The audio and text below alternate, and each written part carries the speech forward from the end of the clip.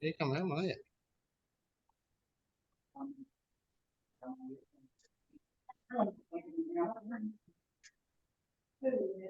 Karena saya tutup, saya kecilin dulu baru bisa ini. Terima kasih Bu Mary, Bu Ai, makasih. Bu Sama. Tuti, Bu Iyani. Bagaimana? Apa bisa sambil kita mulai atau tunggu dulu teman-teman ini? Terserah Pak Atip. moderator. Bagusnya dimulai, Pak. Tunggu dulu Gimana sebentar, ya? Pak. Ada teman-teman yang masih membubarkan kelasnya. Oh, gitu. Ya, tunggu sedikit. Ya ini soalnya jam 2:15 sih teman-teman baru tuntas ya. Sekitar 10 menit lagi. Yang ke saya, Bu.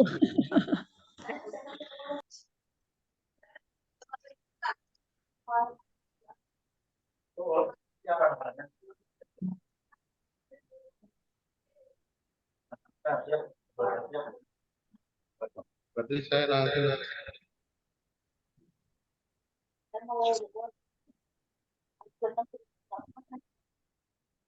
dari muka langsung. Oke, Pak Yusuf, selamat siang. Tanpa ini ya. Ya, makasih Pak O. Weh, Vivo 15 ini. Kayaknya handphone baru nih. Pak Roni, sehat Pak Roni? Aroni gitu.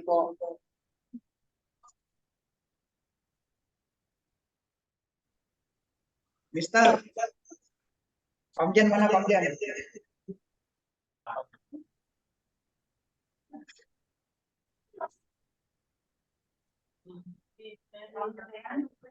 Ini matiin aja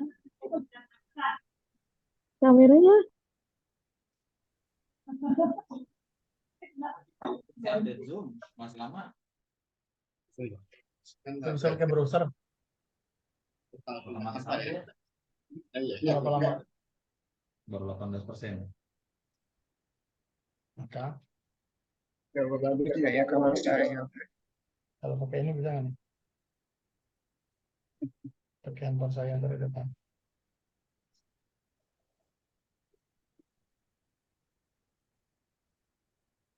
Ini sampai jam berapa? Sebentar, paling 3:30 selesai.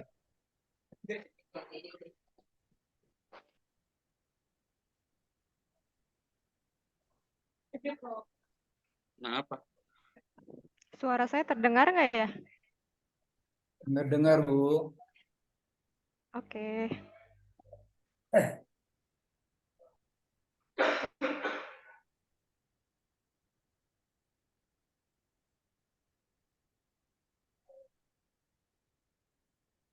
Nanti kalau salah satu kita ngomong, mungkin di yang lainnya di mute kali ya. Jadinya nggak menggema ya. Ya, betul. Kalau Nanti bisa saya bantu di mute. Kalau nggak saya sama Pak Atip bisa. Atau Pak Dodi, karena Pak Dodi juga nanti share screen ya.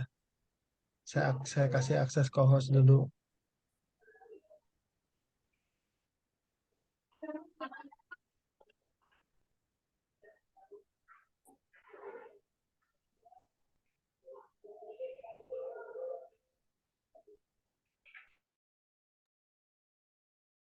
Ya, itu contohnya saya mute all gitu.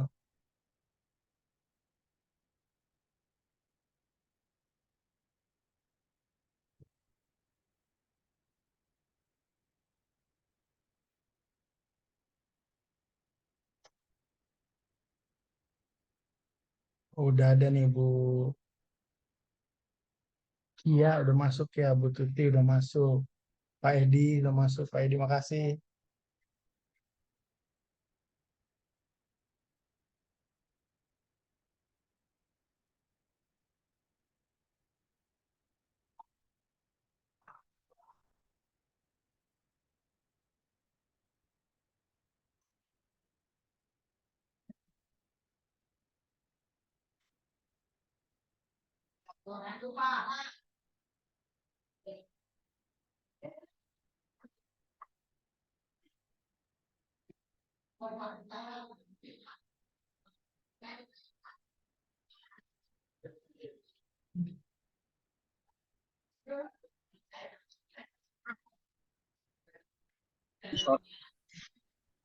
Itu ada suaranya?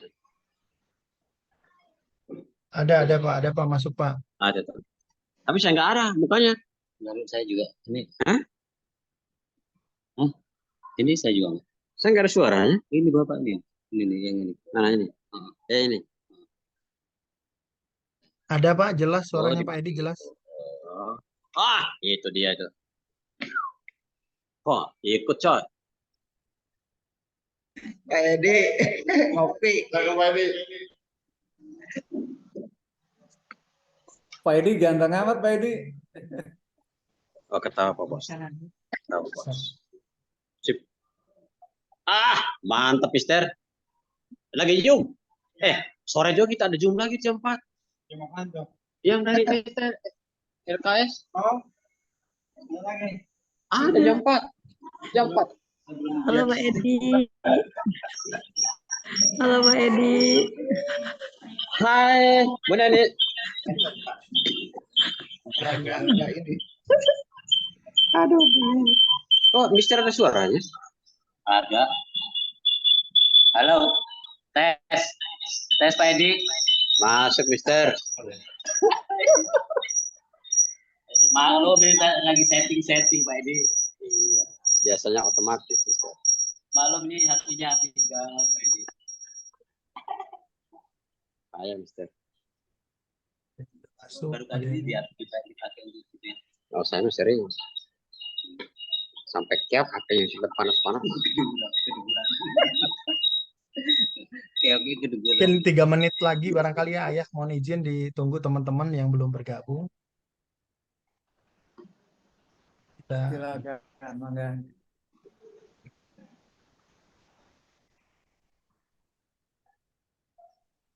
Mister, itu mau lihat teman-teman. Ini kan baru aja. Lihat teman-teman gimana? Ternaknya Pak Edi ini Pak Edi. Ternak burung apa? Duit.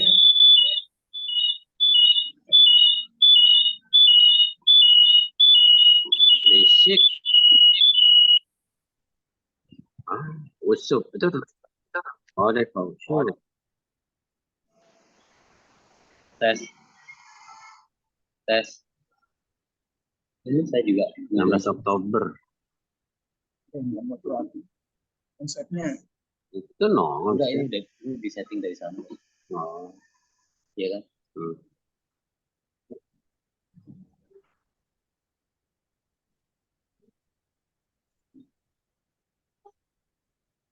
Nah, gitu aja kan. Yang penting kita di atas. Yang penting Arjunanya ada. Arjuna Panungan yang nongol.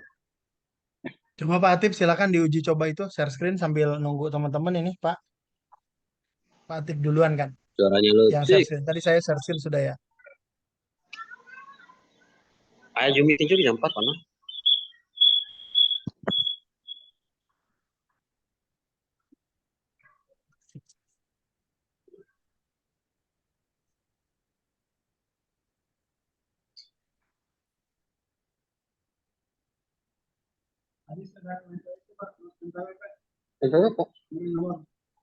Oke oke Kemarin mantap udah Pak dihapus Atip. sama topik. Mau di kalau di slideshow gimana? Minta deh. Oh, topik. Ah, Oh, udah dikirim ke sana. Hari Jumat. punya Pak Edi udah. Hah. Oke cakep cakep lancar amin lancar aman. Nggak apa-apa. Hah? Topik ini enggak apa-apa, majlis. Boleh apa kali? Eh, Boleh. Soalnya informasinya katanya N8 belum masuk. Di? Ya orang lihat ya. Ada implementasi. Ada. Nanti ini.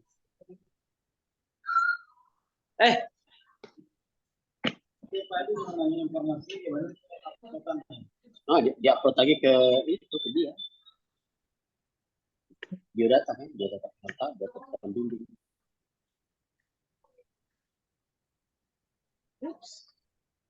Komputer TBS kenapa? Yang pertama kasus fingerprint macet terus bos nggak bisa jalan Saya mau nge-print asesmen kalian instruksi.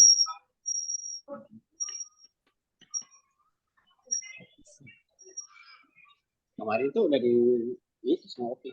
Bagaimana?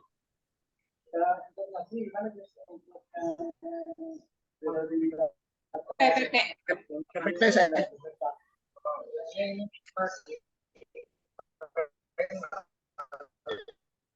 Ayo Pak Yusuf.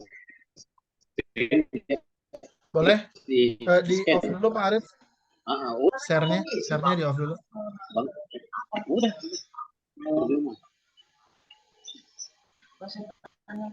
Opi. Ada opi tuh. Share-nya di stop Udah share balik kan, dulu Shopee, Mas? Pak Arif. Saya buka. Arsitektur. Tar dulu. Udah ya. Stop screen dulu.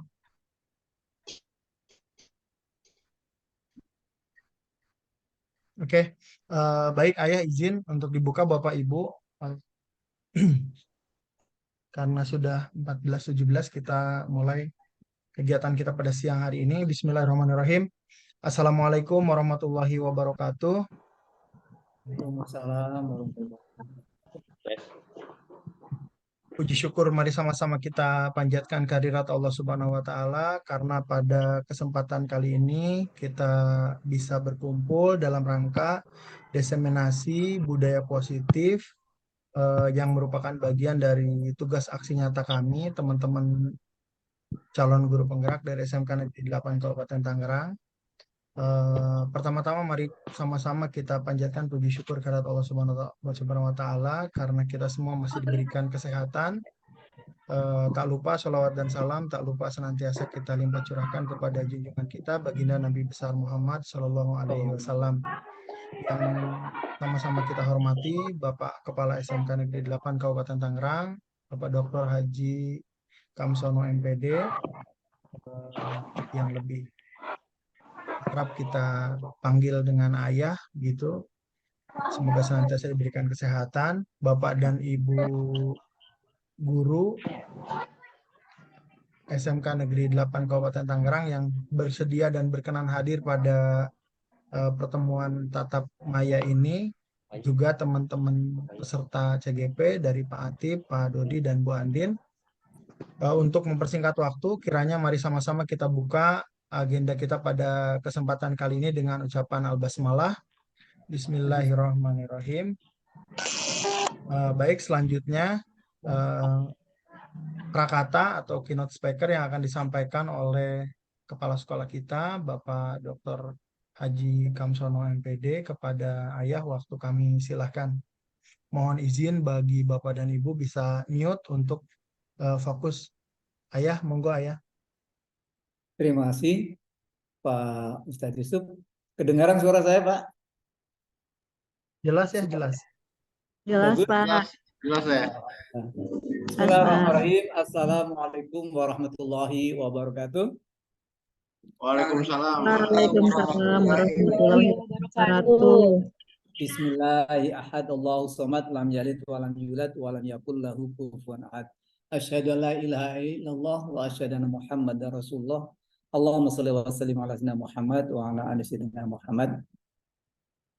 Peserta calon guru penggerak, Pak Yusuf, Pak Atip, Pak Dodi, Ibu Andini yang saya hormati, para pendamping yang saya hormati, dan rekan-rekan nih yang saya lihat ada Pak Okta, Bu Miri, Bu Yusnaini, Pak Edi, Pak Roni, dan masih banyak lagi yang saya hormati dan saya banggakan. Alhamdulillah, puji syukur kita panjatkan kehadirat Allah Subhanahu wa taala atas kasih sayangnya. Siang hari ini kita ditakdirkan bisa bersilaturahim meskipun lewat daring.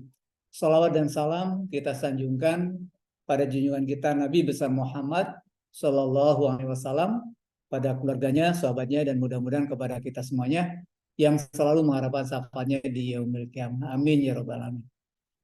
Terima kasih pada rekan-rekan ini calon guru penggerak yang hari ini akan menyampaikan diseminasi tentang budaya positif Ini memang harapan kami dari sekolah, ilmu yang didapat dari calon guru penggerak ini, kalau kita menunggu sampai akhir kan agak lama. Jadi keburu lupa juga ya. Nah, sehingga harapannya terus didiseminasikan kepada teman-teman.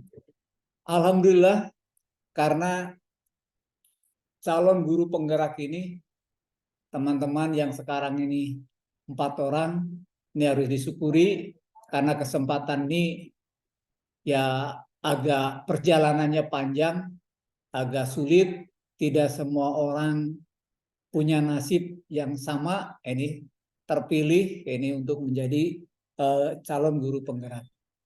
Oleh karena itu, manfaatkan dengan baik, kemudian ilmunya tentu saja harus dibagi kepada rekan-rekan yang lain.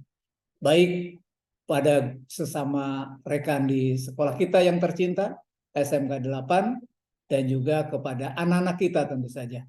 Sehingga SMK 8 akan mengalami perubahan-perubahan yang lebih baik, lebih baik. Sekali lagi, terima kasih. Selamat untuk semuanya dan untuk rekan-rekan dari keluarga besar SMK 8. Mari kita ikuti diseminasi budaya positif dari rekan-rekan calon guru penggerak. Sekali lagi terima kasih. Mohon maaf bila topik wadaya. Wassalamualaikum warahmatullahi wabarakatuh. Waalaikumsalam warahmatullahi wabarakatuh. Terima kasih kepada Ayah yang telah menyampaikan kata pembuka untuk kita berdiskusi. Sebelumnya saya ucapkan juga terima kasih kepada teman-teman yang baru bergabung. Insya Allah ini adalah bagian daripada aksi nyata teman-teman CGP, dan alhamdulillahnya di SMK Negeri 8 karena ya ada 4 peserta sehingga kita bisa berkolaborasi. Kalau di tempat-tempat lain yang hanya seorang saja, berarti 1 orang saja yang presentasi dan materinya cukup banyak gitu. Dan alhamdulillah karena memang kita berempat, jadi kita berbagi, kita kolaborasi dan satu waktu sehingga tidak memerlukan 4 kali 2 jam, tapi cukup kurang dari 2 jam lah insya Allah selesai. Mungkin itu saya ingin menyampaikan dulu rondonnya. Setelah kata pembuka dari Bapak Kepala Sekolah, dilanjutkan dengan pemaparan budaya positif yang disampaikan oleh Pak Atip. Kemudian saya melanjutkan dengan 5 kebutuhan dasar, kemudian dilanjutkan dengan Pak Dodi nanti akan berbicara tentang posisi kontrol ya. Kemudian yang terakhir nanti Bu Andin itu berbicara tentang segitiga restitusi. Baik, untuk mempersingkat waktu, nanti setelah itu Bapak dan Ibu jika ada pertanyaan ditulis atau mungkin bisa dimasukkan di kolom chat sehingga tidak terlupa. Nanti di akhir semua presentasi nanti kita buka sesi tanya jawab terkait dengan paparan dari materi untuk modul 1.4 di pendidikan guru penggerak angkatan ke-9 ini. Untuk yang pertama saya berikan kesempatan kepada Pak Atip menyampaikan paparannya terkait budaya positif kepada Pak Atip. Disilakan, mangga.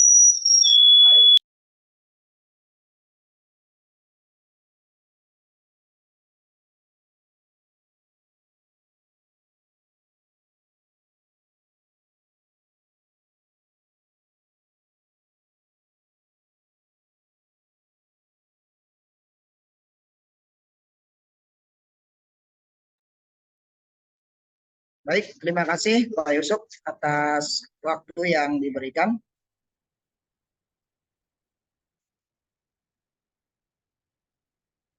Baik, Assalamualaikum warahmatullahi wabarakatuh. Waalaikumsalam warahmatullahi wabarakatuh. Bismillahirrahmanirrahim. Allahumma rabbi syahri sadri wa yassirli amri wahlul 'uqdatam min lisani yafqahu qawli. Subhanallahul azim. Bapak Ibu SMK 8 Kabupaten Tangerang yang saya hormati, Bapak Kepala Sekolah Bapak Dr. Haji Kamsono MPD yang saya hormati, rekan-rekan calon guru penggerak, Bapak Dodi, Pak Yusuf, dan Bu Andin yang saya hormati. Puji dan syukur marilah kita panjatkan kehadirat Allah Subhanahu wa taala. Salawat dan salam semoga tercurahkan kepada baginda kita Nabi Muhammad sallallahu alaihi wasallam. Pada kesempatan kali ini saya akan memaparkan tentang budaya positif.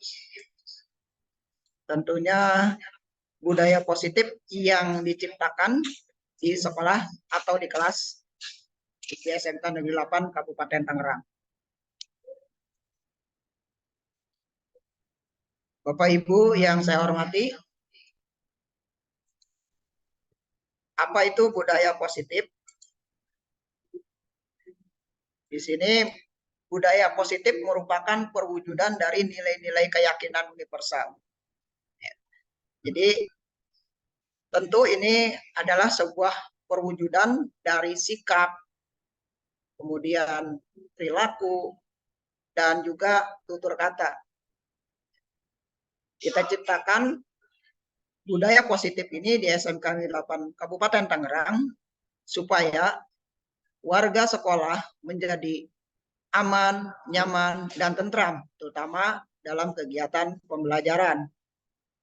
Berfokus juga kepada murid kita, supaya nanti pada saat pembelajaran, murid-murid kita itu juga merasa aman, nyaman, dan tentram.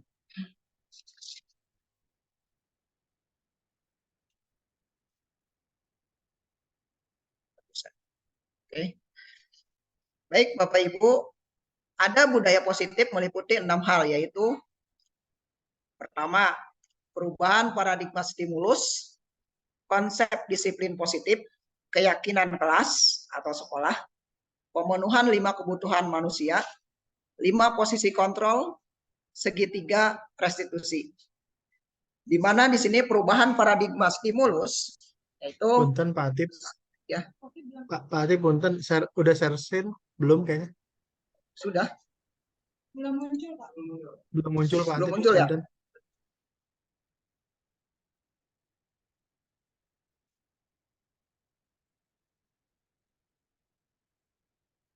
Muncul ya.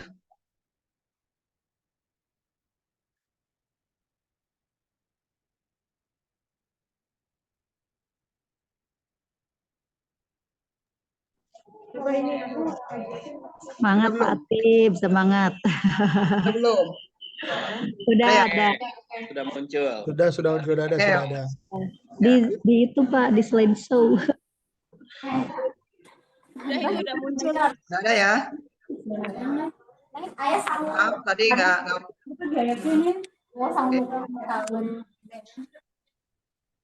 Nah ini tadi Bapak Ibu diulangi lagi ya. Apa itu budaya positif? Budaya positif merupakan perwujudan dari nilai-nilai keyakinan universal. Ya. Caranya tadi ada sikap, perilaku, dan tutur kata. Ya. Kemudian budaya positif meliputi 6 hal, yaitu perubahan paradigma stimulus, konsep disiplin positif, keyakinan kelas, pemenuhan 5 kebutuhan manusia, 5 posisi kontrol, segitiga restitusi. Nah ini budaya positif yang tentunya harus diciptakan. Ya. Perubahan paradigma stimulus di sini yaitu menciptakan ruangan atau lingkungan yang aman, tentram, dan juga nyaman, baik untuk siswa maupun warga sekolah. Nah ini tentunya kita menciptakan budaya positif, ya. Salah satunya adalah untuk kenyamanan, keamanan, dan ketentraman, terutama buat peserta didik, ya, untuk menggali pembelajaran dan untuk kegiatan pembelajaran. Kemudian konsep disiplin positif, ya, di mana setelah kita tahu paradigma stimulus ini bahwa Bapak Ibu guru itu juga mempunyai kontrol, ya, mempunyai kontrol, ya, gunanya untuk mengontrol siswa-siswi ataupun murid-muridnya. Tetapi di sini kontrol itu kadang-kadang dihubungkan dengan satu pelaturan. Ya.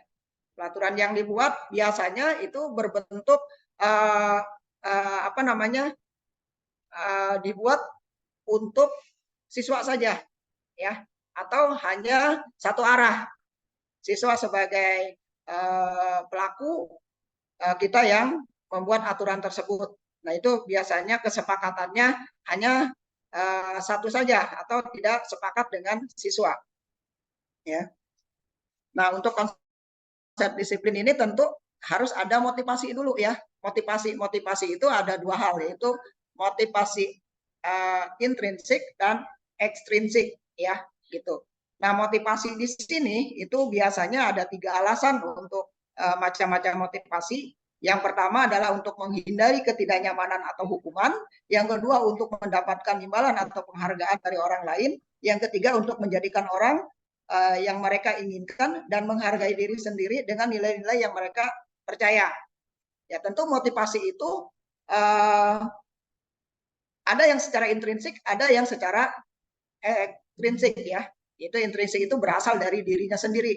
Nah, ini juga memang perlu kita pahami bagaimana sih yang tentu intrinsik ini atau yang ekstrinsik ini bagaimana. Nah, di sini ada 3 alasan untuk menghindari ketidaknyamanan atau hukuman. Biasanya ini tidak bersifat lama karena memang siswa atau murid biasanya udahlah kalau misalkan sudah mengerjakan ya sudah, tidak apa-apa ya, seperti itu. Nah, ini sikapnya tidak bersifat lama. Dapatnya bersifat lama seperti tadi, berawal dari dirinya sendiri, dia motivasinya dari dirinya sendiri itu akan bertahan lama. Sementara untuk yang ekstrinsik ini dari luar seperti tadi untuk menghindari ketidaknyamanan atau hukuman. Biasanya kan kita untuk masalah-masalah siswa itu selalu memberikan hukuman ya. Nah, nanti ini akan dibahas oleh rekan CGP yang lain ya, terutama di hukuman dan juga tentang restitusi ya, gitu. Kemudian untuk mendapatkan imbalan atau penghargaan dari orang lain, tentu ini juga sifatnya hanya sementara ya. Nah, ini sebetulnya tidak diharapkan Bapak Ibu ketika anak itu termotivasi dengan imbalan atau penghargaan. Lalu bagaimana jika memang tidak mendapatkan imbalan dan penghargaan? Pasti akan akan merosot lagi tingkat motivasinya ya. Tentu salah satu ciri kita memberikan penghargaan, contoh nilai aja, nilai. Sebetulnya nilai ataupun kalau di rapot tuh ada ya, di rapot itu prestasi ya Bapak Ibu. Nah, itu sebetulnya juga seperti itu akan membuat siswa jadi kalau kita kasih penghargaan, bagaimana kalau misal tidak juara 1 ya? Mungkin yang juara 1 lebih semangat. Tapi bagaimana dengan juara 2 dan juara 3? Makanya di kurikulum Merdeka ini tidak ada yang namanya perankingan Bapak Ibu ya. Cukup nilai-nilai saja ya. Ketika di ranking nanti itu ada diskriminasi terhadap ranking 2, ranking 3 dan ranking seterusnya. Nah, mereka akan lebih malas-malasan atau gimana gitu. Tapi ketika memang dapat nilai tinggi atau dapat ranking, maka mereka akan lebih semangat. Bagaimana dengan ranking-ranking yang di bawah itu? Nah, itu juga tidak baik Bapak Ibu ya. Gitu. Nah, kemudian untuk menjadi orang yang mereka inginkan dan menghargai diri sendiri dengan nilai-nilai yang mereka percayai. Tentu ini sifatnya lebih memaksa ya Bapak Ibu ya. Jadi dia memaksa ingin saya seperti ini dan keyakinannya dipaksa kepada orang lain, itu tidak boleh ya. Seperti tadi pelaturan-pelaturan ya yang harus diterapkan kepada siswa atau murid-muridnya. Tentu ketika pelaturan itu ya kita sepakati bersama antara siswa ya, warga sekolah, itu kita sepakati bersama ya. Nah, itu untuk disiplin positif ya. Kemudian keyakinan kelas. Nah, keyakinan kelas ini juga harus disepakati oleh tentunya kita sebagai pendidik dan juga murid-murid di kelas. Kita harus membuat keyakinan kelas. Contohnya seperti disiplin waktu ya. Bapak Ibu juga kalau masuk ke kelas, nah itu juga harus disiplin waktu ya, ketepatan waktu, tidak terlambat. Nah itu salah satu contoh ketika kita membuat keyakinan kelas ya. Seperti siswa juga sama ya, siswa dengan kita juga memiliki kedisiplinan waktu yang sama gitu. Kemudian selanjutnya adalah pemenuhan 5 kebutuhan manusia ya. Itu di sini ada beberapa kebutuhan manusia ya. Yang pertama adalah kebutuhan hidup ya. Kebutuhan hidup, kemudian salah satunya itu kebutuhan hidup, kemudian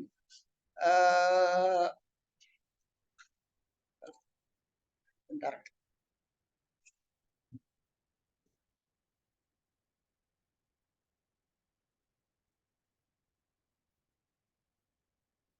Ya, itu salah satunya seperti kebutuhan hak hidup ya, untuk makan dan minum ya, Bapak Ibu. Sorry.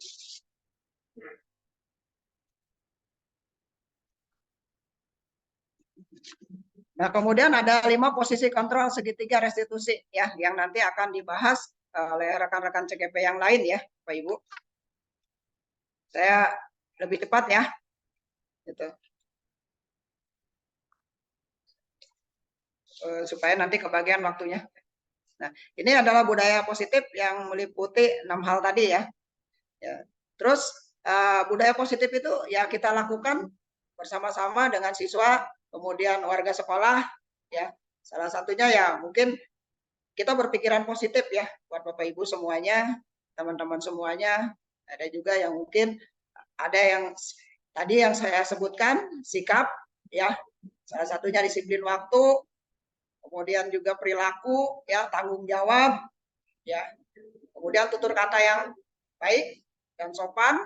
Ketika kita mengajari dalam kelas ya tentu harus menggunakan bahasa yang baik dan benar ya, jangan menggunakan bahasa yang kasar ya. Nah ini tadi 3 alasan motivasi yang sudah dibahas. Kebutuhan hidup ya, kebutuhan terhadap hidup, makan, minum, dan sebagainya, kebutuhan cinta dan kasih sayang, ya. Nah ini ya salah satu kebutuhan hidup manusia ya. Kemudian kebutuhan penguasaan, kebutuhan kebebasan, kebutuhan akan kesenangan. Nah ini tentunya harus dihadirkan di dalam pembelajaran ya. Kebutuhan terhadap hidup, kebutuhan cinta dan kasih sayang, kebutuhan penguasaan, kebutuhan kebebasan, kebutuhan akan kesenangan. Jadi ini harus ada dalam kegiatan pembelajaran ya. Ini ada kebutuhan kesenangan. Tentu siswa-siswi dalam kegiatan pembelajaran itu harus senang, riang, dan gembira ya. Kebebasan mengeksplor ya. Kebebasan mengeksplor materi pembelajaran. Kemudian penguasaan materi dan sebagainya. Cinta dan kasih sayang, ya tentu kita harus menyayangi siswa-siswi ya, gitu. Oke, baik. Itu aja mungkin yang bisa saya sampaikan. Mohon maaf apabila banyak kekurangan ya. Terima kasih. Wassalamualaikum warahmatullahi wabarakatuh. Waalaikumsalam warahmatullahi wabarakatuh. Baik Pak Atip, makasih share-nya. Bisa stop share screen Pak Atip. Mati ya share screen-nya ya. Iya.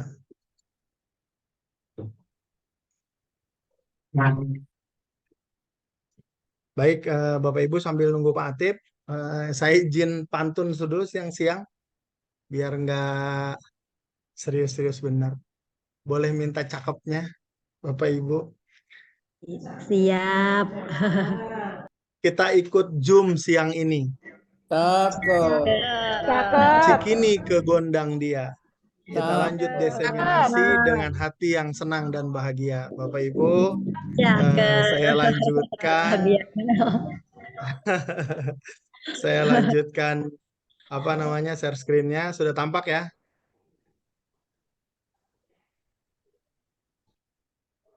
Mohon izin sudah tampak.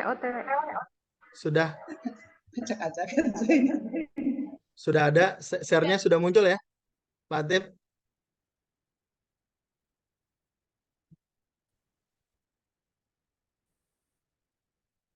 Masukin pasien.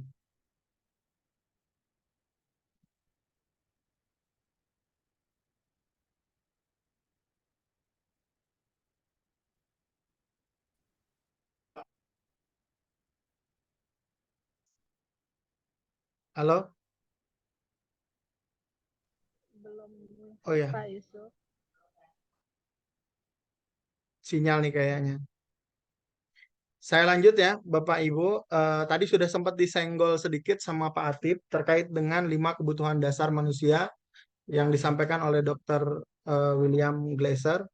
Jadi, kenapa ini menjadi bagian dari materi di modul 1.4? Karena ya setiap manusia itu melakukan sesuatu atau berdampak pada perilaku manusia itu ternyata dipengaruhi oleh 5 kebutuhan dasar gitu ya. Saya izin sampaikan ada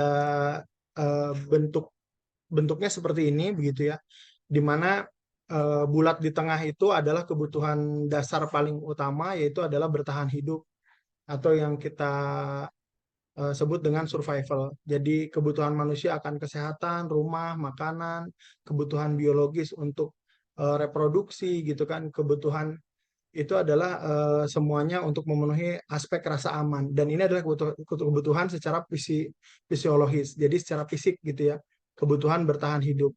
Ketika kebutuhan bertahan hidup ini bermasalah, jadi pasti akan ada masalah gitu. Misalnya seorang siswa yang kemudian lapar, dia mungkin nggak ada bawa bekal gitu kan, terus dia bisa ngambil makanan punya temennya dan seterusnya, karena kebutuhan bertahan hidup.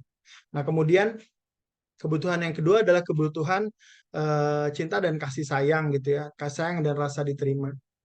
Kebutuhan ini dan 4 kebutuhan yang lain, kebutuhan kebebasan, kesenangan, dan penguasaan, ini pada dasarnya adalah kebutuhan psikologis gitu yang dibutuhkan oleh setiap manusia gitu. Yang pertama adalah kasih sayang dan rasa diterima.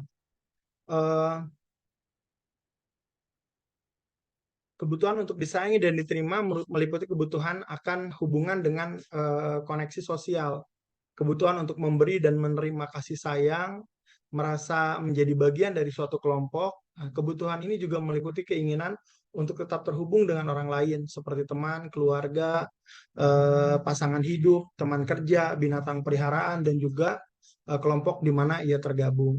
Anak-anak yang memiliki kebutuhan dasar kasih sayang yang diterima yang tinggi biasanya ingin disukai, diterima di lingkungannya. Mereka juga akrab dengan orang tuanya, biasanya mereka belajar karena suka pada gurunya, karena gurunya memberikan perhatian, kebutuhan akan rasa disayangi. Bagi mereka teman sebaya adalah satu hal yang sangat penting.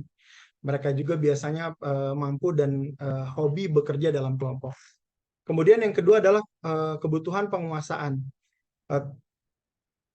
Kebutuhan ini berhubungan dengan kekuatan untuk mencapai sesuatu, menjadi kompeten, menjadi terampil, diakui atas prestasi, kemudian keterampilan kita didengarkan dan memiliki rasa harga diri.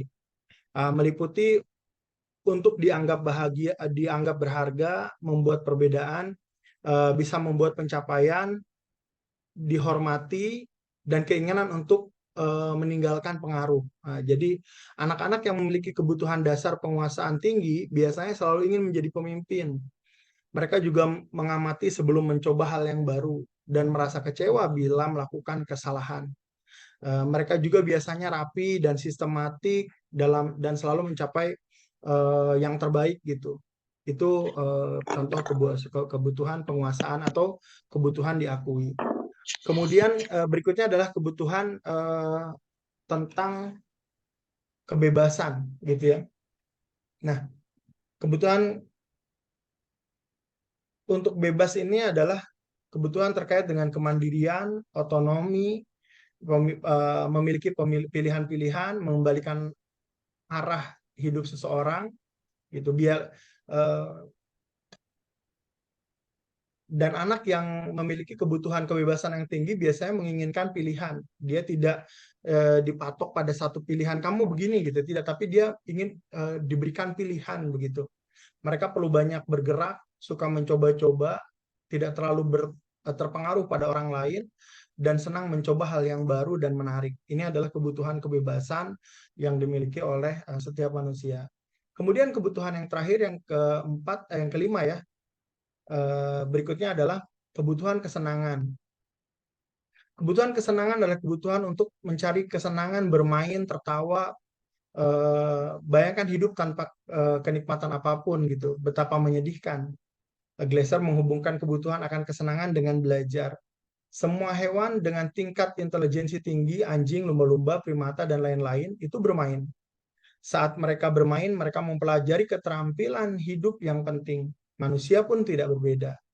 Anak-anak dan kebutuhan dasar kesenangan yang tinggi biasanya ingin menikmati apa yang dia lakukan.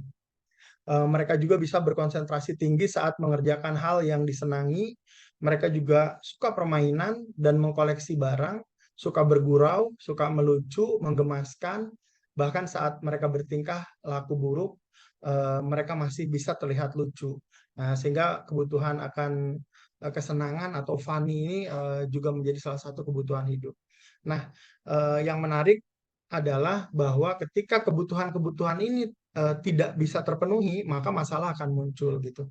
Nah, terkait dengan nanti masalah muncul, kemudian bagaimana sikap guru, bagaimana kemudian penanganannya, itu nanti akan disampaikan selanjutnya oleh rekan TGP yang lain.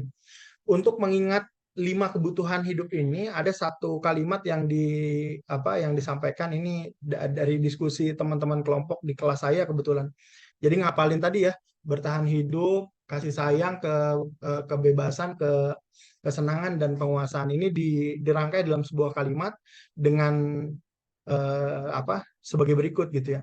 Bertahanlah sayang untuk kebebasan dan kesenanganmu agar engkau diakui gitu. Jadi kita ngingetnya gampang gitu. Bertahanlah itu kebutuhan bertahan hidup, sayang, cinta dan kasih sayang, untuk kebebasan dan kesenangan agar engkau diakui adalah tadi kebutuhan untuk penguasaan gitu ya, terkait dengan pengakuan. Mungkin itu paparan dari saya, dilanjutkan oleh Pak Dodi terkait dengan 5 posisi kontrol dan bahan presentasinya. Monggo Pak Dodi.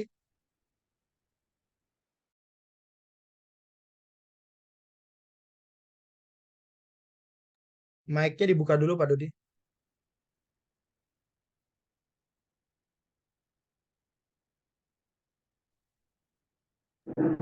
Pak Dodi terkendala jaringan, jadi masih dalam perbaikan. Mic-nya belum dibuka soalnya. Mute-nya dibuka dulu.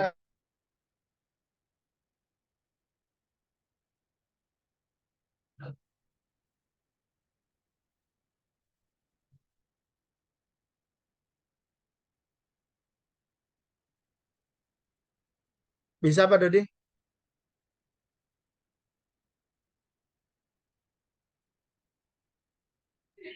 Udah bisa. Oke, Bisa ya. sudah kedengar suaranya. Oke, Kalau monggo ya. Assalamualaikum warahmatullahi wabarakatuh. Yang saya hormati Bapak Kepala Sekolah, Dr. Hedi Kamson MPD, teman-teman PGP, dan teman-teman SMK 8 yang alhamdulillah sudah bisa bergabung dengan kami dalam rangka diseminasi tentang budaya positif. Oke, baik. Untuk materi yang akan saya sampaikan ini sebetulnya materi yang sangat menarik. Kenapa? Karena ini kaitannya dengan apa yang biasa kita lakukan, yaitu 5 posisi kontrol yang ada dalam restitusi. Baik, Pak Yusuf, coba saya share screen.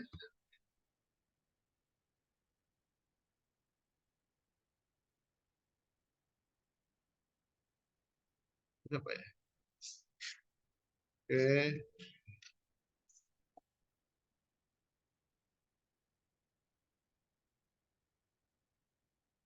Bisa, Pak? Belum ya? Masih loading mungkin. Masih belum Pak, masih nunggu. Gangguan sinyal, Pak.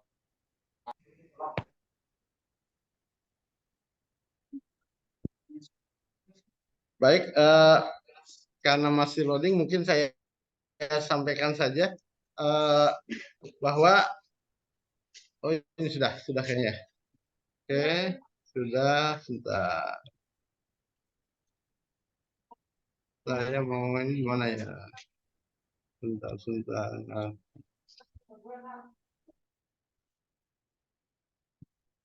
saya mau di mana nih, Pak? Oke.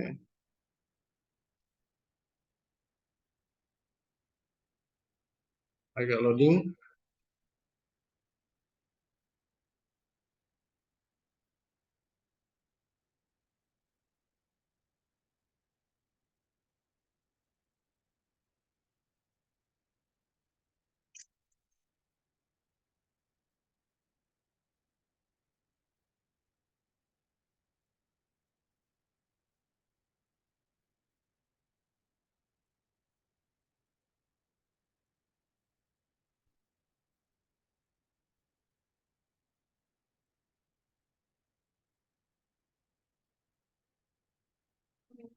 Ya, ini loading.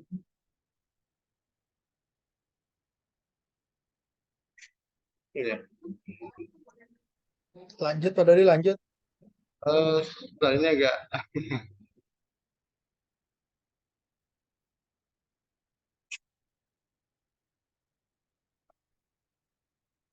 5 posisi kontrol yang ada seperti yang disampaikan dalam teorinya Diane Gossen dalam bukunya menyatakan bahwa ada 5 posisi kontrol guru atau orang tua ataupun atasan dalam melakukan pengawasan. Di sini sangat menarik sekali buat saya karena bagaimana cara menyikapi kita sebagai guru atau tenaga pendidik menghadapi siswa-siswi yang bermasalah. Nah, di sini kadang kita ada di beberapa posisi yang sudah disampaikan oleh Diane Gossen. Posisi itu adalah sebagai berikut. Yang pertama adalah sebagai penghukum. Kemudian yang kedua sebagai pembuat rasa bersalah. Kemudian kadang kita juga sebagai teman. Yang keempat sebagai pemantau. Dan yang kelima adalah sebagai manajer. Lalu bedanya apa aja sih? Nah, gitu. Kita bahas satu-satu di sini. Yang pertama adalah ini perlu saya sampaikan bahwa kita mungkin sudah pernah mengalami semuanya. Yang pertama saya bahas adalah sebagai penghukum. Nah, guru berbuat biasanya langsung menghadik, menunjuk, menyakiti atau menyindir.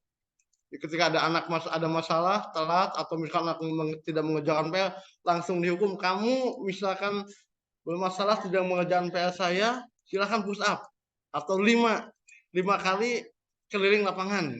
Nah, itu adalah sebagai posisi penghukum. Kemudian bagaimana kalau yang kedua sebagai pembuat orang merasa bersalah. Mungkin kita juga pernah mengalami di posisi ini, yaitu biasanya berceramah kemudian menunjukkan kekecewaan yang mendalam. Biasanya guru itu akan bicara begini, kamu telat, kalau kamu telat, maka Bapak sebagai wali kelas atau sebagai guru dianggap tidak bisa membina kamu. Dan nanti Bapak akan mendapatkan mendapatkan teguran dari Bapak kepala sekolah. Kamu tega kalau Bapak ditegur oleh kepala sekolah. Nah, itu adalah sebagai pembuat orang merasa bersalah. Jadi nantinya si siswa akan merasa bersalah, oh iya, saya salah nih. Karena Bapak atau Ibu guru menjadi bermasalah. Kemudian yang ketiga adalah posisi sebagai teman. Di sini juga kita guru memposisikan siswa itu sebagai teman. Ini ada bagusnya, ada tidaknya, yaitu membuatkan alasan-alasan untuk murid-muridnya. Biasanya kalau posisi sebagai teman, kita menganggap, nah gimana nih, masalahnya ada apa nih? Lakukan untuk Bapak Ibu ya. Tolong Bapak Ibu bantu biar kamu bisa masalahnya selesai. Insya Allah nanti Bapak bantulah kalau gitu mah. Nah, itu sebagai teman. Namun pada saat posisi sebagai teman, sebaiknya juga kita tetap apa namanya, membatasi diri. Jangan sampai anak melakukan hal-hal yang melebihi, gitu kan. Kemudian yang keempat adalah sebagai pemantau. Sebagai pemantau adalah biasanya guru tipe memantau adalah menghitung dan mengukur dengan data-data. Misal ada anak telat, nah kamu telat, Bapak perhatikan sudah 5 kali. Kemudian kamu juga tidak ada perbaikan, data di Bapak juga kamu sudah beberapa kali telat ini dan tidak ada perubahan. Untuk itu menurut kamu apa hukuman yang harusnya kalian dapatkan? Biasanya itu posisi pemantau. Kemudian biasanya juga dia menanyakan apa peraturannya. Kemudian yang terakhir adalah posisi manajer. Sebagai posisi manajer biasanya mengajukan pertanyaan-pertanyaan. Biasa apa yang kita yakini? Apakah kamu meyakini hal tersebut? Apakah kalau kamu telat, apa akibatnya? Dan bagaimana untuk menyelesaikan supaya kamu tidak telat lagi.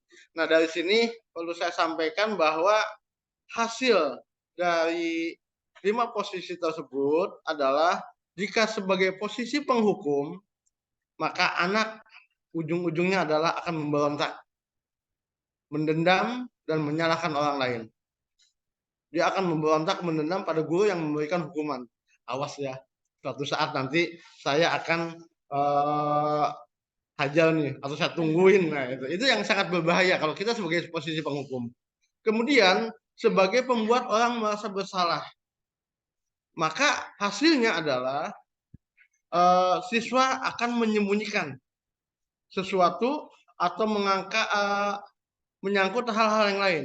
Atau bisa juga dia akan berbohong. Kenapa berbohong? Jangan sampai Bapak Ibu guru nanti yang disalahkan, udahlah saya bohong aja. Nah, itu yang akan terjadi. Kemudian, kalau posisi sebagai teman, maka siswa akan ketergantungan. Akan ketergantungan maksudnya seperti apa? Maksudnya adalah siswa akan tergantung pada satu orang guru saja. Misalkan satu orang siswa tergantung pada saya, misalkan gampanglah ada Pak Dodi teman. Tapi ketika ada masalah dengan orang lain, maka dia akan tergantung dengan saya. Pak Dodi tolong dong, bantu dong. Nah, itu yang akan menjadi masalah.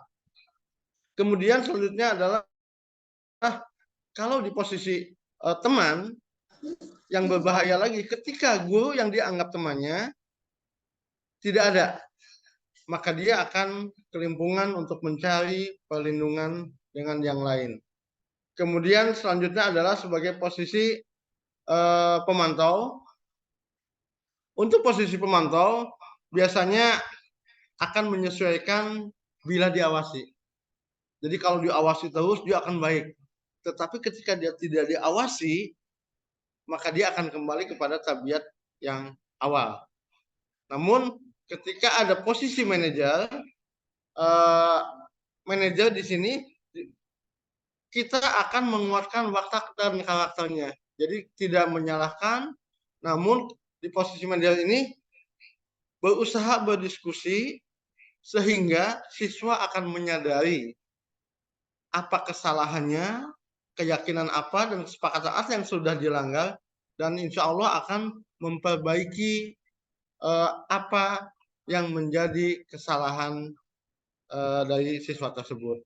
Dalam hal ini, yang paling ideal sebetulnya adalah posisi manajer.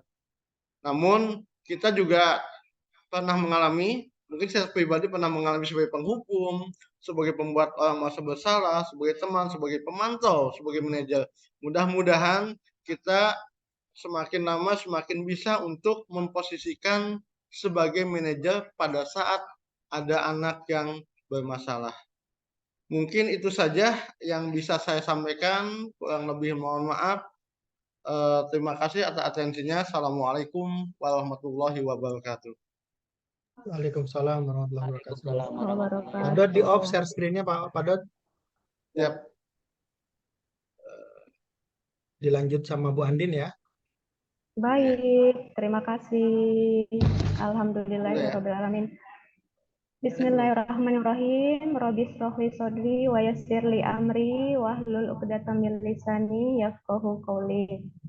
Yang pertama-tama saya ucapkan terima kasih kepada Ayah Kamsono, kepada rekan sesama CGP, Pak Dodi, Pak Yusuf, dan Pak Atip, dan yang tak lupa saya sangat berterima kasih adalah teman-teman sekalian yang meluangkan waktunya untuk tetap berkumpul di ruang maya ini untuk mengikuti diseminasi dari kami. Terima kasih banyak atas dukungannya selama ini.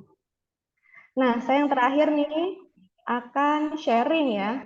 Bukan berarti saya di sini lebih pintar dari Bapak Ibu sekalian, tetapi kebetulan saja kami baru saja mendapat materi restitusi atau segitiga restitusi. Sebetulnya saya yakin restitusi ini sudah dijalankan oleh Bapak Ibu semua yang ada di sini. Mungkin sudah menjalankan langkah 1, atau sudah menjalankan langkah 2, langkah 3, atau bahkan menjalankan segitiga restitusi sebelumnya. Tetapi tidak tahu saja, tidak paham saja. Ternyata itu namanya teori segitiga restitusi. Daya dosen ini merancang sebuah tahapan untuk memudahkan para guru dan orang tua untuk melakukan restitusi. Namanya segitiga restitusi ya. Segitiga restitusi, sisi yang paling dasar, yang paling bawah adalah menstabilkan identitas. Misalnya anak bermasalah, datang telat, berarti dia itu kan berada pada posisi gagal, ya, melakukan kesalahan. Nah, langkah yang pertama kita stabilkan dulu identitasnya.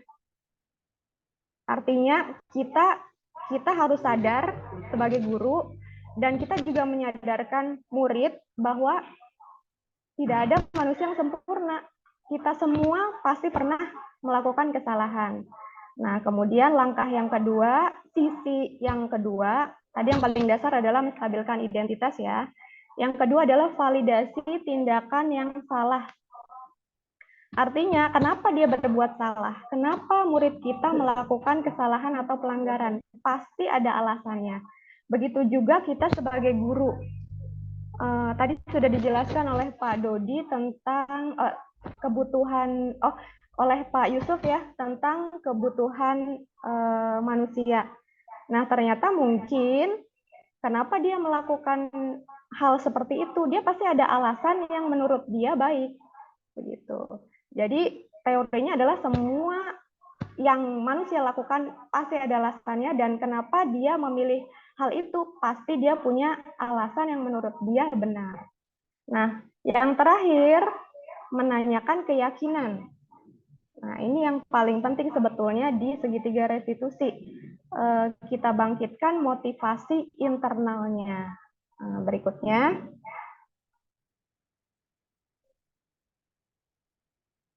Nah, ini dia segitiga restitusinya ya. Tadi yang paling dasar, menstabilkan identitas. Ingat, mengubah identitas gagal, bermasalah, melanggar peraturan, menjadi identitas berhasil, menstabilkan dulu. Jadi, awal saya ikut CGP ini, di interview ya, sebelum dinyatakan lulus, itu ada interview. Ini mungkin bisa menginspirasi ya. Ibu, apa yang Ibu pertama kali katakan kepada murid Ibu yang datang terlambat, tiba-tiba mengetuk sudah setengah jam, mengetuk pintu kelas Ibu sudah setengah jam berlalu, Ibu sudah melakukan pembelajaran. Saya jawab, ya saya tanya dulu Pak, kenapa kok bisa terlambat? Ternyata salah. Yang pertama kita stabilkan identitasnya dulu gitu. Nanti kita cek contohnya ya, saya sudah buat. Kemudian ada validasi tindakan yang salah. Nah, ingat tadi setiap orang pasti punya alasan mengapa melakukan itu. Nah, baru ditanya alasannya.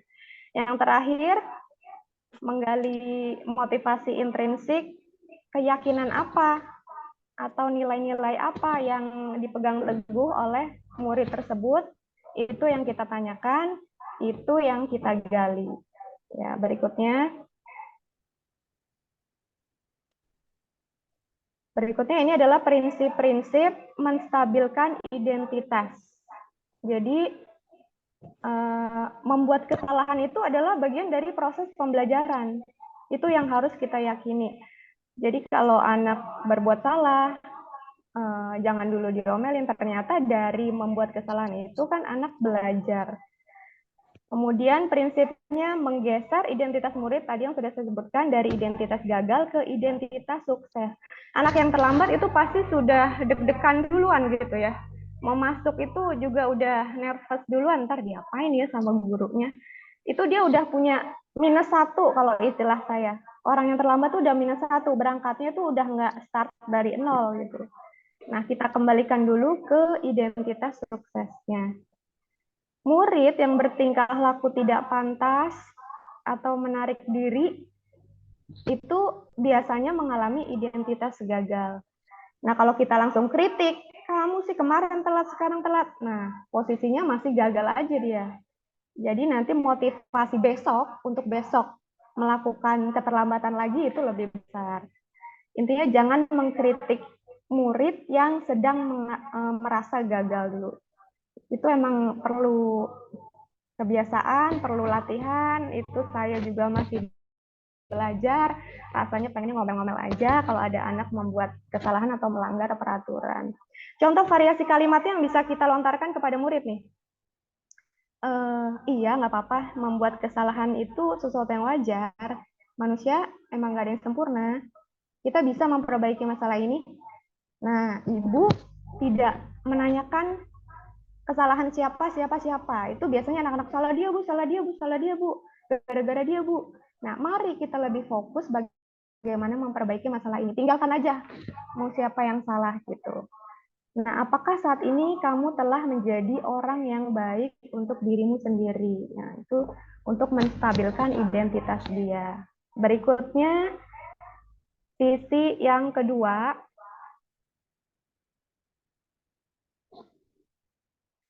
kita validasi tindakan yang salah. Bukan artinya kita membenarkan tindakan yang salah, tetapi kita akui dulu.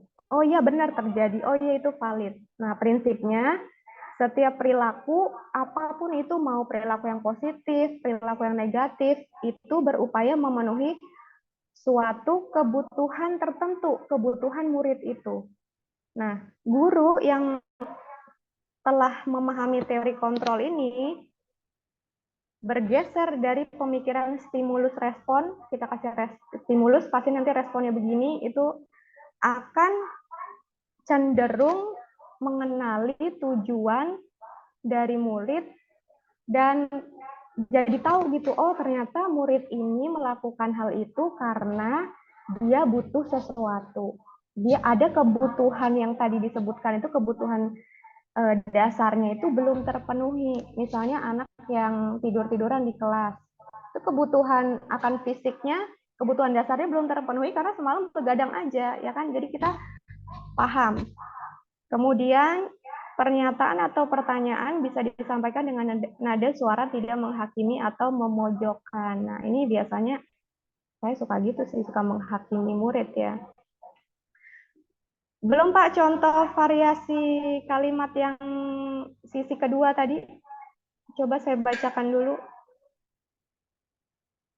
Variasi kalimatnya, kamu bisa saja bertindak lebih parah dari ini gitu. Tapi kamu melakukan hal ini. Nah, kamu pasti melakukan ini ada alasannya deh. Kamu melakukan karena mempertahankan sesuatu kan. Kemudian mungkin kamu bisa mempelajari pilihan laku baru yang lebih efektif daripada ini. Atau gini, paling sering saya gini, kamu bersedia nggak? Gitu. Nah, yang terakhir, di segitiga restitusi, yaitu menanyakan keyakinan. Nah, ini yang esensial. prinsipnya setiap manusia, setiap dari kita itu pasti punya motivasi intrinsik. Misalnya kita melakukan sesuatu karena uang, kita melakukan sesuatu karena ingin dapat hadiah, ikut gerak jalan karena saya pengen dapat door prize, ya. Semua ada motivasinya, pengen jalan bareng si dia gitu ya, ikut gerak jalan. Motivasi tiap orang itu beda-beda. Nah, saat perilaku yang salah sudah divalidasi tadi, identitas suksesnya sudah stabil di sisi yang dasar dan di sisi yang kedua ya, kemudian kita baru siap mengaitkan keyakinan-keyakinan ini gitu. Segitiga restitusi ini harus berurutan? Enggak juga. Kalau masalahnya mudah, bisa langsung kita tanyakan keyakinan. Itu sesuai enggak dengan nilai-nilai yang kamu yakini? Gitu. Contoh variasi kalimatnya, di kelas, apa yang kita yakini di kelas ini? Setiap orang harus menghormati. Nah, berarti tidak ada yang mengolok-olok temannya, tidak ada yang manggil nama bapaknya. Nah, langsung dikasih kalimat seperti itu. Atau nilai-nilai apa yang telah kita sepakati sebelumnya. Nah, ini harusnya kita buat kesepakatan. Biasanya di awal pembelajaran ya, Bapak Ibu sudah membuat kesepakatan. Kita sudah sepakat di kelas tidak boleh makan. Nah, berarti kamu melanggar nilai-nilai kesepakatan kita. Seperti apa gambaran kelas yang ideal bagi kamu? Atau kamu ingin jadi apa sih? Sesuai atau tidak dengan nilai-nilai yang kamu yakini itu. Berikutnya. Ini sebetulnya asik kalau dipraktekkan ya. Nah, ini yang perlu diperhatikan. Ada pertanyaan, emangnya kalau kita pakai segitiga restitusi ke anak yang bermasalah, auto dia langsung baik besoknya? Ya, itu tidak ada yang menjamin. Tetapi tujuan segitiga restitusi, kita gali motivasi intrinsiknya si anak ini, si murid ini. Gimana berhasil atau tidak? Perhatikan dulu, apakah restitusi ini dikaitkan dengan nilai-nilai keyakinan anak itu. Jangan-jangan kita mengaitkan dengan nilai-nilai keyakinan kita sebagai guru. Nah, nanti nggak sinkron deh. Kemudian harus dipastikan kesediaan si anak ini, si murid ini, kamu mau nggak memperbaikinya? Kamu bersedia nggak memperbaikinya? Gitu. Kemudian relevan atau tidak pemecahan masalahnya, solusi dengan masalah yang ada. Usaha, perlu ada usaha nih yang dibuat dari berbagai pihak. Tidak hanya dari murid saja, mungkin gurunya juga cek and recheck, mengecek kembali, memantau, mengingatkan, orang tua begitu juga. Nah, waktu, memang perlu ada waktu yang kita dedikasikan, baik dari murid maupun kita sebagai guru, terutama murid untuk memperbaiki kesalahannya. Nah, kemarin saya praktik, Bapak Ibu nih.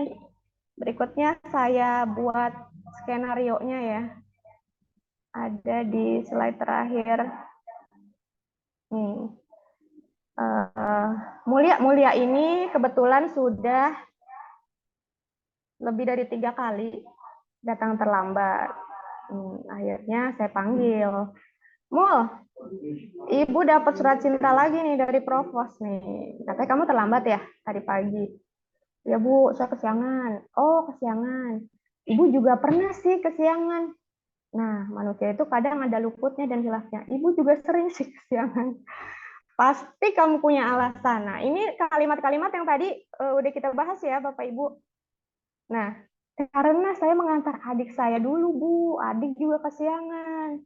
Gimana ya supaya tidak kesiangan lagi? Ini biasanya pertanyaan-pertanyaan dari kita ya. Ya, pasang alarm sih, Bu, katanya. Nah, mungkin itu bisa dipakai. Terus sebelum tidur, pasang alarm dulu. Terus pesan ke orang di rumah ya. Ada nggak orang tua di rumah yang bisa membangunkan? Ada Bu, orang tua, ayah, ibu. Nah, mulai besok selain pasang alarm, coba minta tolong ayah ibu kamu bangunkan lebih awal. Dan adik kamu juga tuh. Penyebabnya kan tadi alasannya adiknya. Dia nganterin adiknya dulu.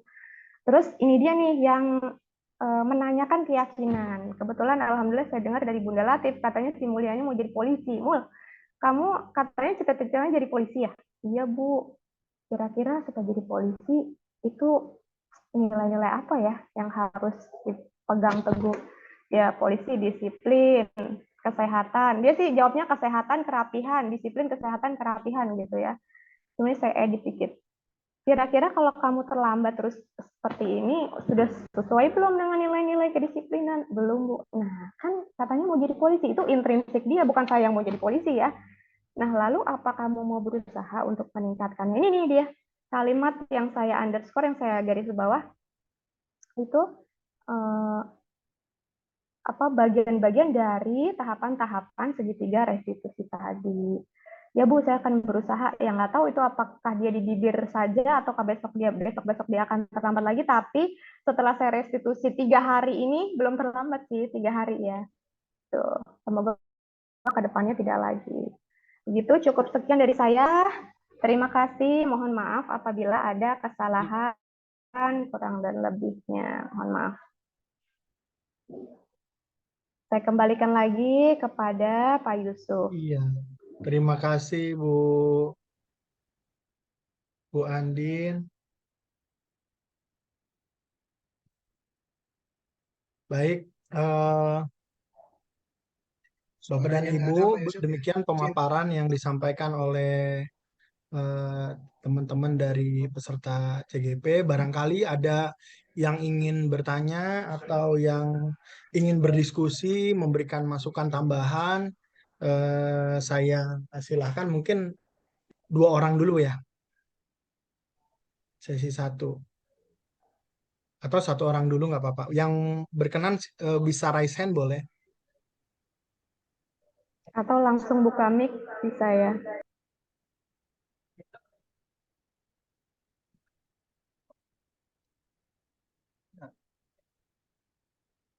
Ada Bapak Ibu?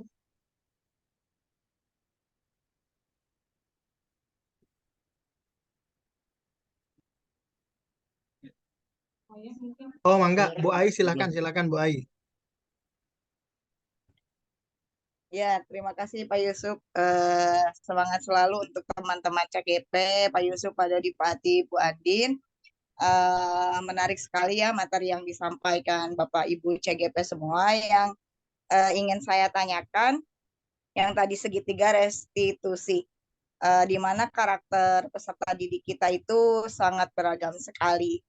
Mungkin ada sebagian anak yang diberikan tadi contohnya oleh Bu Andin bisa berubah, namun ada juga mungkin sebagian peserta didik yang memang harus dipush baru berubah gitu. Bagaimana menurut Bapak Ibu semuanya menangani anak-anak dengan karakter yang beragam tersebut? Karena kita tidak bisa hanya dengan menggunakan satu cara tersebut untuk beragam karakter yang dimiliki peserta didik kita, apalagi dalam jumlah yang banyak dan karakter kelas yang berbeda. Itu saja Pak Yusuf, terima kasih. Oke, baik. Ada lagi yang bertanya atau kita jawab dulu satu ya? Satu dulu kali dijawab ya. Kayaknya belum ada yang raise hand lagi. Monggo kayaknya yang cocok kan ini ya Bu Andin. Bu Andin dulu yang jawab deh, monggo. Nanti kita diskusi bareng, monggo. Baik, terima kasih Frau Ai atas pertanyaannya. Nah, ini juga sebetulnya pertanyaan saya kepada mentor saya ya, karena saya sempat merasa kewalahan sih menghadapi perilaku SMKN 8 siswa-siswi SMKN 8 Kabupaten Tangerang. Nah, yang pertama kita harus kembali dulu ke keyakinan kelas. Nah, ada namanya materi keyakinan kelas, tadi sudah disampaikan ya. Jadi, dari peraturan-peraturan kelas atau peraturan-peraturan sekolah yang ada, kita bercurah pendapat dengan murid supaya dicapai kesepakatan terlebih dahulu. Nah, kesepakatan ini kemudian melahirkan nilai-nilai kebajikan kelas yang dipampang. Nah, setelah itu sebetulnya tahapannya ada 5, Bu. Nah, setelah disepakati nilai-nilai kebajikan, nah itu lebih mudah bagi kita untuk melakukan segitiga restitusi ini, penanganan dengan model restitusi ini. Sebetulnya tadi pertanyaannya apa semuanya harus pakai segitiga restitusi, ya kan? Enggak juga, karena beragam. Yang paling penting adalah kita menggali motivasi intrinsik siswanya dulu. Kita temukan dulu apa sih motivasi dari dalam diri dia.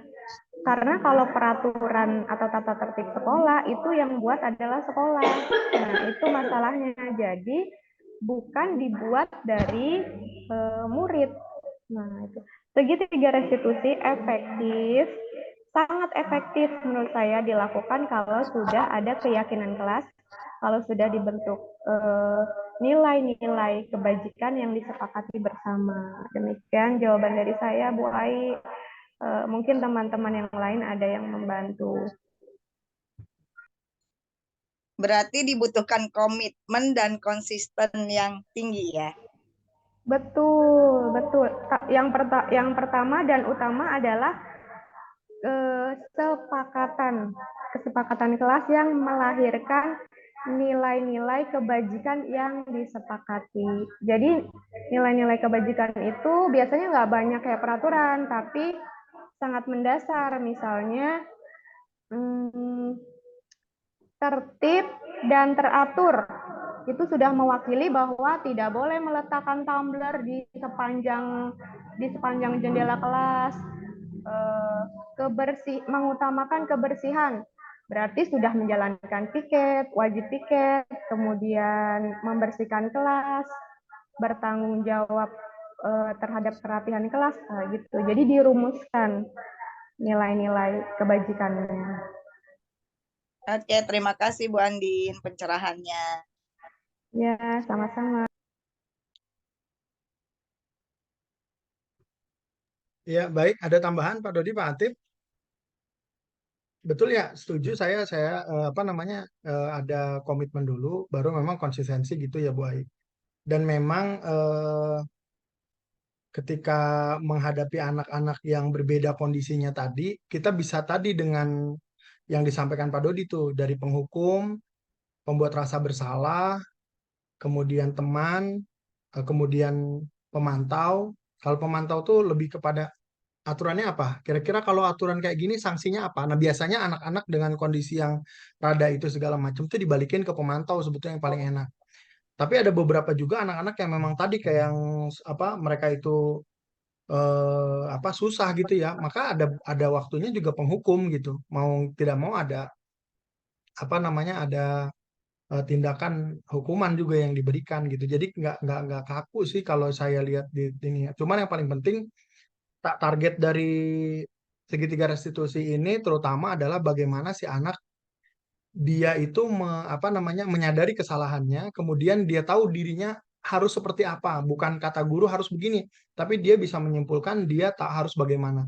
Itu kalau negatif. Nah, termasuk yang positif, ketika dia berbuat baik pun bukan karena pengen dilihat guru, bukan karena pengen dilihat sama misalnya teman gitu ya, bukan mendapatkan apresiasi berupa hadiah lain sebagainya, tapi justru dia melakukan sesuatu itu karena citra diri dia yang baik gitu, dia menghargai dirinya sendiri. Itu sih levelnya sama. Kalau yang negatif tadi sampai kemudian dia mengetahui apa harus tindakannya, ketika dia berbuat positif pun sama. Dia melakukan itu bukan karena siapa dan apapun, tapi dia melakukan itu karena misalnya dia datang tepat waktu, itu bukan karena orang lain atau pihak lain, tapi dia melakukan datang tepat waktu itu karena dia menghargai dirinya sendiri untuk tepat waktu. Mungkin itu tambahan saya. Oke, makasih Pak Yusuf. Pak Dodi, Pak Atip cukup atau dibuka sesi satu lagi pertanyaan?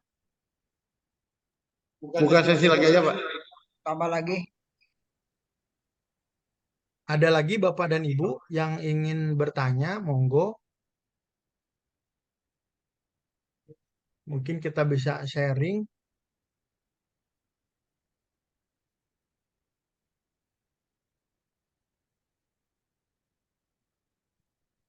Atau sepertinya mengingat waktu ya, sudah mau asar nih Pak Dodi, Pak Atif, Bu Andin, kita sudahi Ya, barangkali ya. mohon, Mbak. Cuman saya sih menyampaikan sama Bapak Ibu sebentar. Aduh, maaf sebentar ya. Atau nanti di-share di ini aja deh, di-share di grup sekolah.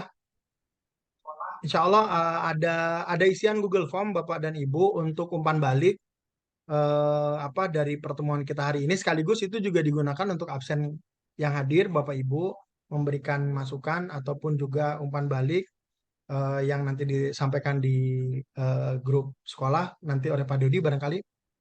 Sebelumnya saya ucapkan terima kasih kepada semuanya, wabil khusus Bapak Kepala Sekolah. Bapak Kepala Sekolah mohon izin tadi Bapak dan Ibu kalau sekiranya acara penutupan tidak bisa hadir, beliau sedang membuka acara lain di SMK 2 barangkali ini kegiatannya.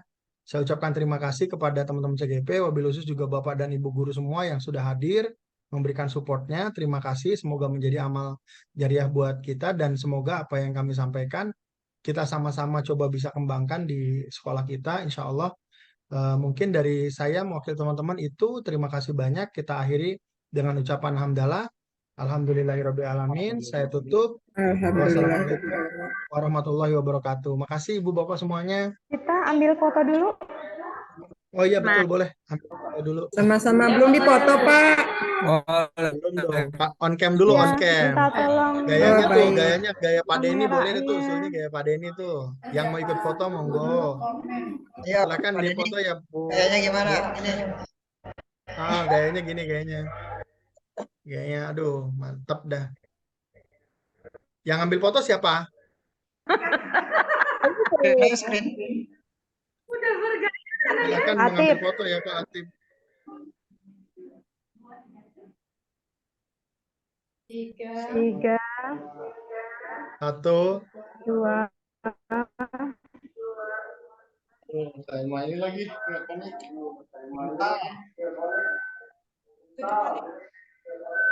Udah Pak Atif? Oh bentar, belum. Loading.